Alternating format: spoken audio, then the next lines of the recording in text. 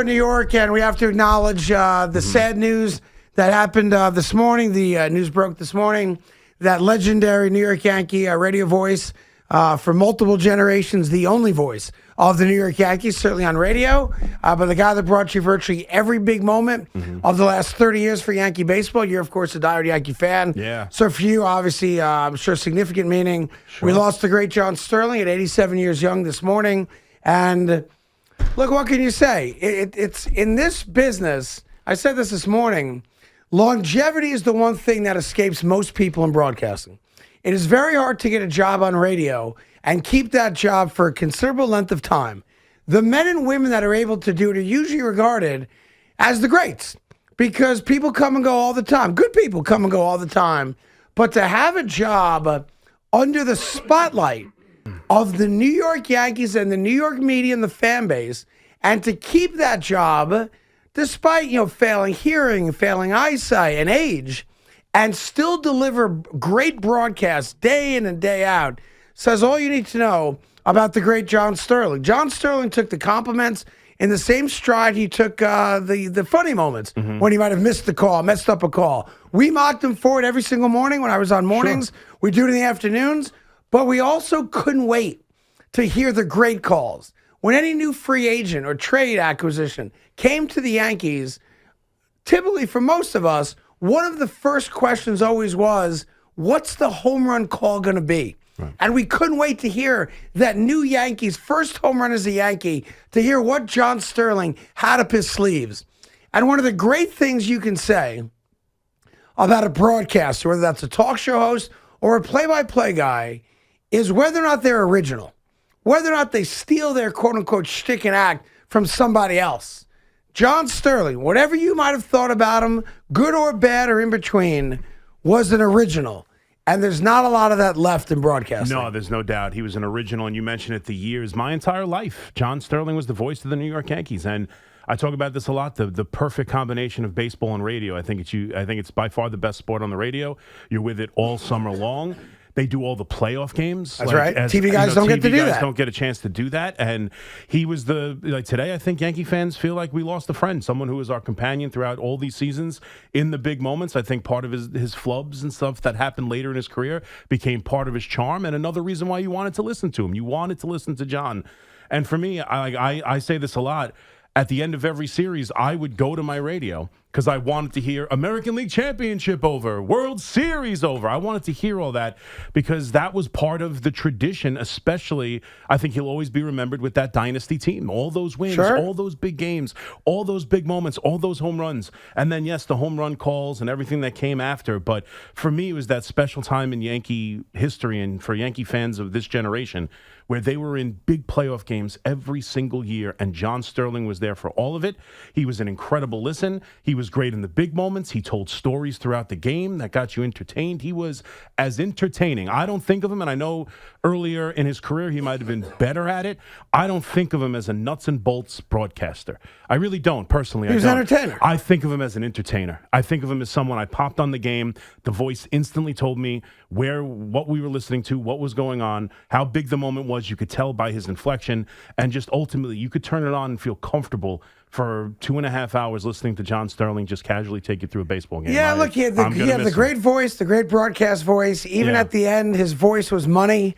Never lost it. And that's your thing. That's your stock and trade is, can you speak? Do you have a voice? Like, my voice sucks. I mean, I was at a party Friday night. I was just going to say, today your voice does suck. Everything all right? You okay? No, Friday night, I went to Vinny's daughter's beautiful engagement party down in Long Branch, New Jersey. Vinny the Tailor? Yeah, and the DJ had the music on 30, and the music was great. The venue was great, gorgeous night, and I was privileged to be there. But I can't talk in places like that. Yeah. And when I went home, I said, son of a bitch, you know better than that. I'm trying to talk over Taylor Dane on Friday night, and you just can't do it. Yeah. Sterling never lost the pipes. Never. And when you consider, he did the Atlanta Hawks. He did the New York Islanders. He was the voice of the Celtics for a short period of time. He did, what was it, Doggy Bowl or Kitty Bowl, whatever it was. And now it's out there. He did everything. It's interesting, people are trying to figure out, when was the last interview he did?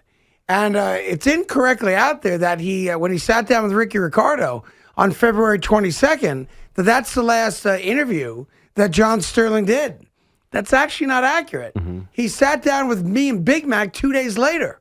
He was not well. He had suffered a heart attack, which he talked about on our show. And that, to my knowledge, is the last interview he did. And with the fans' permission, we're going to replay that for you tonight at 6 o'clock. So the last interview that John Sterling ever did, I'm not even sure all the things we talked to him about, but we will play that interview for you. It's about 10 minutes long, coming up at 6 o'clock tonight. So if you want to talk Sterling, we are here for you. If you have a favorite call, a favorite memory of John Sterling, by all means. There are so many. You know, it's also interesting when, you said it's during the summertime, you're outside barbecuing, doing lawn work, playing ball with the kids. At the pool. And you have the radio on. John Sterling was the voice by the radio. No doubt. And one of the things a lot of the TV guys, local TV guys, always hate about the job is that when it comes to the playoffs, they don't get to call playoff games.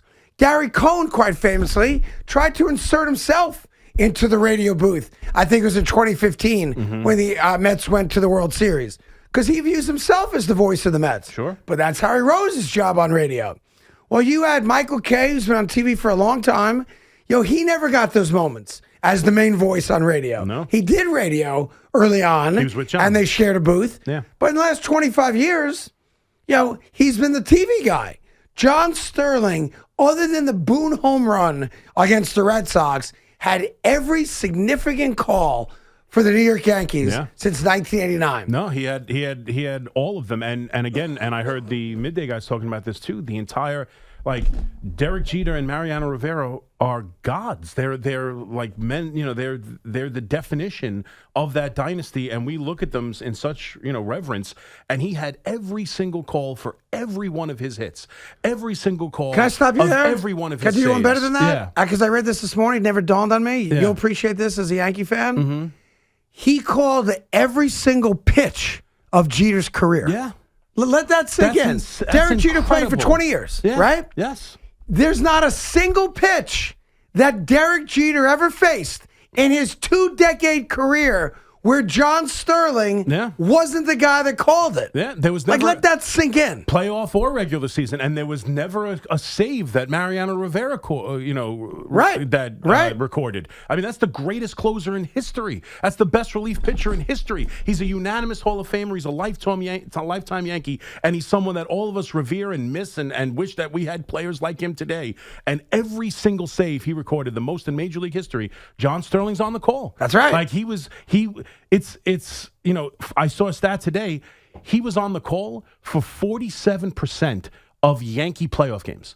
In the history of the Yankee franchise. Wow. He called 47% of their playoff games. I didn't know that. Yeah. That's crazy. That's how special that run was. That's how many games there were, how many big moments, for even in losing moments. The 2001 World Series, listening to him in 2004, I blame myself for going to the radio because I love John Sterling so much that I wanted to hear ALCS over, Yankees sweep the Boston Red Sox. I wanted to hear it. And instead, I heard John have to go through and tell me that Mariano Rivera blew the game. So, there's moments that I will never forget that are associated with John Sterling, a time in my life that I mark the times based on the New York Yankees. That's how crazy I am, and baseball fans can be. I mark the times of my life by where the Yankees were in Yankee championships. And John Sterling was along for the ride and took us along for the ride. And, it's a sad day. It definitely is. You feel like you lost a friend. Yeah, and there's not a lot of those guys left. If you're a Met fan, I think Harry Rose represents the same thing. Absolutely. Obviously, the Mets have not had the same success the Yankees have had, so the big moments are few and far between. But I think Harry Rose started with the Mets in 1987, doing the pregame stuff, was a part of the broadcast. I think in 96, he became one of the actual play-by-play broadcasters for the New York Mets. I was just trying to think, Mike Breen for the Knicks will be a similar type of thing. But these guys like John Sterling, who they're few and far between. I was trying to think about it today. I don't know who the guy is for the Cubs. I don't know who the guy is in this market or that market, right? But like Harry Kalas in Philadelphia. Sure. Harry Carey in Chicago with the Cubs. Absolutely. Vince Scully with the Dodgers. But I don't know, are there others? I don't know if you go back generationally. Yeah, you could talk about Jack Buck, a longtime St. Louis Cardinal broadcaster, of course. You want to go to Mel Allen. You're the longtime Yankee broadcaster. So there are guys more so back in the day, like in the 50s and the 60s into the 70s. But the guys like John Sterling, sadly, are a dying breed. No doubt. And you mentioned those times. Not every game was televised. Like radio was still king. It was a different time in our lives. And now today, like you said, they're going to be on this Knicks playoff series is going to be on 4 different streaming series. Like it's a different world. And yet, although he saw the beginning of this and the tail end of the previous world, like he is someone who cut through. And I think baseball radio in specific allows you to do that if you have the career Howie had, you have the career John had. Like all of those years, all of those games, every single day. You get into the car, you forget you left it on from the night before, and there's John, like, serenading you to get through a game in the middle of August that you forgot even started at 8:05. Like it's just like that's what it was, and it's just he's going to be missed. Well, we'll get into. Sorry, my voice is shot today. We'll get That's into right. I'll do all the talking. By the way, I prefer Let's it that go. way anyway. People think I do so much talking. He talks 93% of the time, 80% of the time. That's wildly inaccurate. One quick thing on the Sixers, if I can, because we'll do a lot of Knicks Sixers talk today. Get ready for Game 1 tonight at the Garden. Philadelphia is an absolute joke. An absolute joke, but for a different reason. Okay. I know people yell and scream and say that the Sixers are trying to ban people from outside the Philadelphia area from buying tickets. Well, Embiid had to go cry about it. And Embiid, first thing after beating the Celtics, his worry was he wasn't like, hey, we beat the Celtics. Yeah. The first thing he was concerned about was New Yorkers coming out to Philly like last year and taking over that lousy building of theirs. Yeah. All right, now. I was wondering if he got advice from Steve Cohen on how to speak to the media. Yeah, see, like he does. Yeah. Steve Cohen called him up and said, listen, you got to scold Just him. attack the fans. Attack the fans. Yeah. But here's the crazy thing about it, right? Yeah. Because I know people who don't take time to actually put the work in will tell you, oh, that's what's laughable about Philly. They're worried about New Yorkers coming down here. That's not the right take. Because the Yankees did that last year to the Red Sox fans. And the Yankees have done that multiple times where they tried to limit who can buy their tickets. Yeah. Is it less embarrassing for them? No. No. Here's what's embarrassing about Philadelphia. Not the fact that they're scared of us. They should be scared of us because we take over buildings like that. What's embarrassing in Philadelphia, you weasels, is the fact that there's still tickets available. That's the complaint I have. That's what makes you guys a minor league joke of a sports town.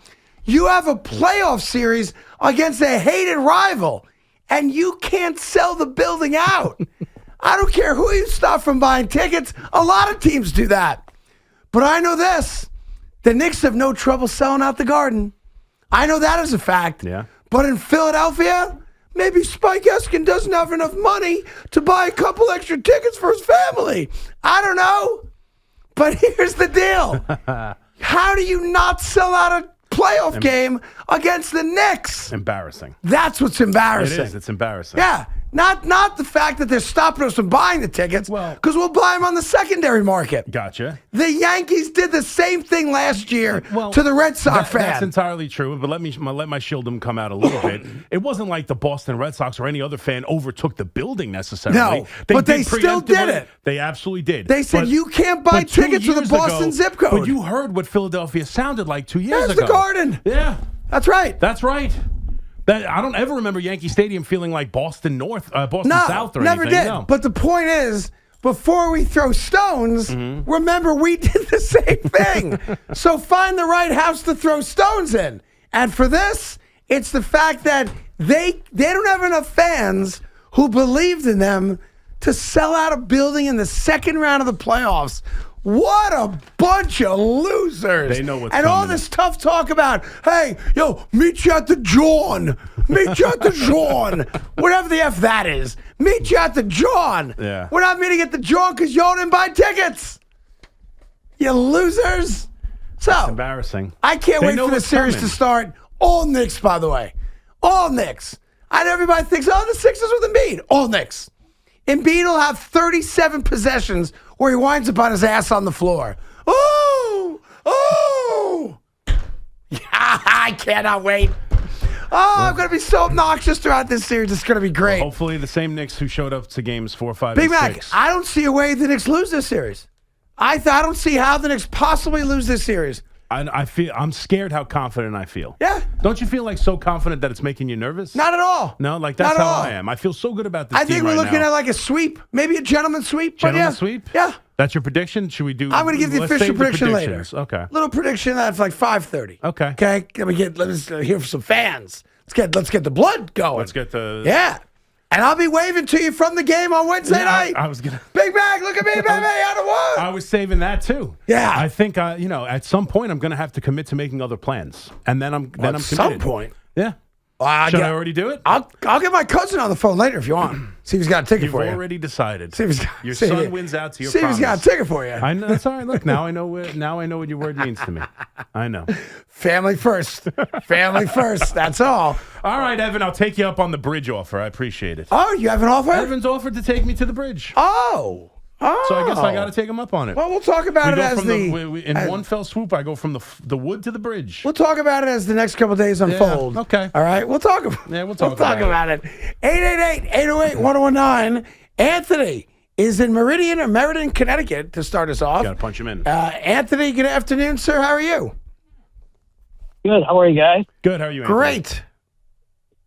Good. Hey, Sterling transcended time with Yankee baseball because I was probably 7 and 43, so I think he started like 89 or 90. He did. 89 talking, was I was his a first kid. season. Yeah. So I was a kid, headphones with my Walkman in my bed, watching or listening to the game at night when I had to go to sleep. Because like my kids, we queued up the 24 World Series to the TV, muted it. It was just really cool how like just his whole time was my life, right? Yep. Every Yankee win, loss, ups, downs, from Burn Baby Burn in 96, or really Jim Larris in 95. It's a Mariners home run, the walk off. He's one of those guys where even his flubs became must listen to radio. No, absolutely. Right? It became charming on like some level. deep fly ball to left, she may go. Jeter with the play. He had one ball. I hope you guys can find it, Pete. I'll never forget Boom and I spending hours dissecting. He had a call where I think he said it was a home run to left, okay? And I think it was a ground ball, Really? right? That bad? Yeah. And but it still sounded so awesome. No, it's still great. You know what I mean? Absolutely. And look, we all knew eventually, and this is part of the story, and it's okay to tell this part of the story. Part of the story became you waited. Listening to John Sterling, eventually by the end of his career, you waited. So I have a question You for waited you. until you knew for sure that it went out or it For was sure. caught, no doubt. But that's part of the story. It's a small part of the story. But even through all that, any other lesser broadcaster who we didn't already have this relationship and this bond with, it might not have flown. But it did with John, and Yes. it was okay, Yes. and it was because it was a part of it. It was a part of it, and you understood it, and you knew how long he'd been in the position, and it was worth it to have him there. And it even made some levity, and you had some fun with it. But ultimately, yeah, I think he's right. I started watching baseball every single day in 92, 93. So, John Sterling was my That's your guy. entire generation. So I have a quick trivia question for you. Then we'll take a break. We get all your calls. Knicks, Sixers, of course. We'll get to the stuff from the weekend, and obviously John Sterling passing away this morning at 87 years old. Do you know who he replaced? Who is the Yankees radio play-by-play guy in 1988? The guy that John Sterling replaced. And who is his first analyst? I don't know the answer to either of those questions. Really? Yeah. Yeah, I don't think you're alone in that. I don't think anybody does. Who he replaced for sure. And then Who did his he replace, first- and who is his before Susan? Who Well, was there his was original several. analyst? There were several. Well, there's one. Well, then There's one. that's it? Uh huh. Well, I know he did it with Michael Kay for a long time. Before Michael Kay. Okay. That's what. Uh huh. Before And there was Charlie also- Steiner was there. Charlie Steiner was after Michael. Uh-huh. Charlie Steiner did 2002 and 2004, those couple of seasons, right as the Yes Network, because obviously Mike left to go do the Yes Network. So his WABC had the rights at the time. Okay. Okay. The play-by-play guy for the Yankees before John Sterling was a guy named Hank Greenwald. Hank Greenwald Probably doesn't ring a bell to you. does not ring a bell. And John Sterling's first color analyst, the guy that sat next to him in Susan's role, was Jay Johnstone. Jay Johnstone. Yeah. They blew everybody out to bring John Sterling in. John Sterling replaced Hank Greenwald, and then Susan ultimately replaced Jay Johnstone. No. No, not Susan. Unless she did it before Michael Kay. Yeah, I guess Kay was there first. That's right. You're right. And You're then right. Charlie Steiner, and then Susan Waldman. Right. That's fair. Right. Yeah. But Because Jay Susan's Johnson still was in his the- first analyst. Yeah. So 2 names nobody even remembers. No. Right? No. So He took over. He became the voice of the New York Yankees. There's no doubt. 888-888-888-888-808-1019. That's I think You I don't got have the to dial all 888s those in. eights, but Pretty sure it's toll free. yeah. Aaron Boone's going to join us today as well. He is. Yeah, because what great moment outside of the one. But he obviously worked with John Sterling, knew John well. John Sterling was not on the call. That is correct. So one call John Sterling's not on. And actually. then Charlie Steiner even did the Yankees win, Oh! Yankees win with him, and then said, I always wanted to do that. Well, he did it. And then he went to the Dodgers. That was it. That was the last All right, call. quick break. All your calls coming up. The Afternoon Fan Line, sponsored by Verizon Business, helping small businesses make it big.